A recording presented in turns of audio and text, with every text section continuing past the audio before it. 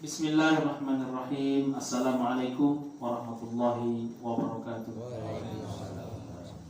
Alhamdulillah, assalatu wassalamu ala rasulillah wa ala alihi wa sahbihi wa mawalah, amma ba'd. Yang saya hormati bapak-bapak, ibu-ibu, ahli bait, yang mudah-mudahan kita semua dirahmati dan diberkahi oleh Allah Subhanahu wa taala. Amin amin Allahumma amin. Alhamdulillah telah selesai kita membacakan surah Yasin, tahlil dan doa.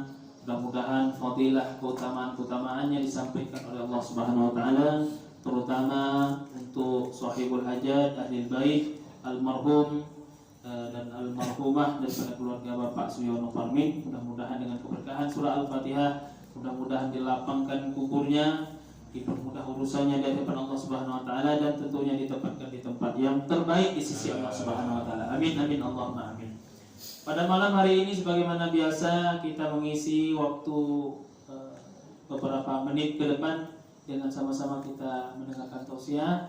Dalam hal ini saya akan mengutarakan sebuah hadis yang diriwayatkan oleh Imam Bukhari dengan rawi a'la Abu Hurairah. Abu Hurairah ini adalah sahabat Nabi yang kebersamaannya dengan Nabi singkat. Artinya Abu Hurairah dengan Nabi itu sebentar. Saya dengan Mas Imam sudah hampir lebih 6 tahun selama saya di sini, termasuk di rumah petak dulu. Kemudian rumah baru saya sudah berjalan hampir 4 tahun lebih. Berarti saya dengan Mas Imam jauh lebih lama dibandingkan kebersamaan Abu Hurairah dengan Nabi. Abu Hurairah dengan Nabi itu hanya 3 tahun. 3 tahun Abu Hurairah dengan Nabi, kemudian Nabi SAW meninggal dunia. Walaupun demikian, menjadikan Abu Hurairah satu-satunya sahabat Nabi yang paling banyak meriwayatkan hadis. Bahkan lebih banyak dibandingkan dengan Siti Aisyah istri Nabi, serumah dengan Nabi, sekamar dengan Nabi, tapi hadisnya lebih banyak hadis Abu Hurairah. Berapa jumlahnya? Lebih dari 5.000 hadis. Lebih dari 5.000 hadis. Artinya setiap Nabi bersabda, Nabi berkata, Abu Hurairah selalu menghafalnya dan mencatat. Hadis ini menceritakan tentang hak-hak sesama umat Islam, tentang perintah untuk berbicara kebenaran atau kalau tidak tahu diam. Man kana yu'minu billahi wal yawmil akhir falyaqul khairan aw liyasmut. Man kana yu'minu billahi wal yawmil akhir falyukrim jarah. Man kana yu'minu billahi wal yawmil akhir falyukrim dhaifah. Rawahul Bukhari. Barang siapa yang beriman kepada Allah dan hari akhir, falyaqul khairan aw liyasmut, maka hendaklah dia berkata benar. Kalau dia tidak tahu, maka lebih baik dia diam. Apa yang merusak bangsa kita hari ini adalah banyak orang yang tak tahu tapi berbicara. Padahal Nabi sudah ajarkan falyaqul khairan aw liyasmut. Katakan yang benar, kalau tak tahu ya lebih baik diam. Bangsa kita PR-nya hari ini adalah orang banyak yang tak tahu tapi banyak ke depan. Jadi seolah-olah dia lebih tahu. Jadi kan tipikal manusia itu ada orang yang tahu dan tahu kalau dia itu tahu, maka ini orang yang berkualitas. Ada orang yang tahu tapi dia tak tahu dia tak tahu. Ada orang yang tahu tapi dia tak tahu kalau dia itu tahu. Artinya dia pintar tapi dia tak tahu kalau dia itu orang pintar. Nah, ini orang sepertinya harus diingatkan, kamu pintar sebetulnya. Ada lagi tipikal manusia yang tak tahu dan tak tahu dia itu tidak tahu. Nah, ini harus diajarkan ini.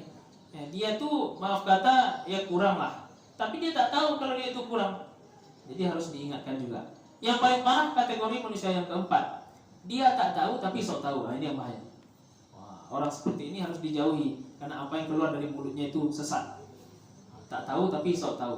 Maka falyaqul khairan aw liyasmut. Berkatalah yang benar, kalau kita tidak tahu tentang sesuatu maka lebih baik diam. Ini general, artinya hadis Nabi ini berlaku umum tentang suatu apapun itu. Kalau kita tak tahu ya tak usah sok-sok tahu.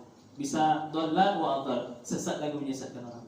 Kemudian yang kedua, man kana yu'minu billahi wal yawmil akhir falyukrim jarah. Siapa yang beriman kepada Allah dan hari akhir, maka hendaklah dia memuliakan tetangganya. Masalah tetangga kita hari ini luar biasa, apalagi di perkotaan. Di belakang rumah pun kita tidak tahu kadang siapa, pun tidak mau ambil tahu siapa. Padahal hak-hak tetangga dalam Islam itu sungguh sangat luar biasa. Bahkan berdosa saya ketika saya ingin menjual mobil tidak menawarkan kepada Mas Imam lebih dahulu. Berdosa saya kalau saya ingin menjual rumah tidak menawarkan kepada Bang Ijaz lebih dahulu. Kenapa? Mereka tetangga saya. Kita kan tak tahu, Bang Ijaz ini kan mainnya main senyap. Tiba-tiba beli rumah, tiba-tiba beli mobil, tiba-tiba bini dua. Main senyap saja. Amin tuh. Amin kan.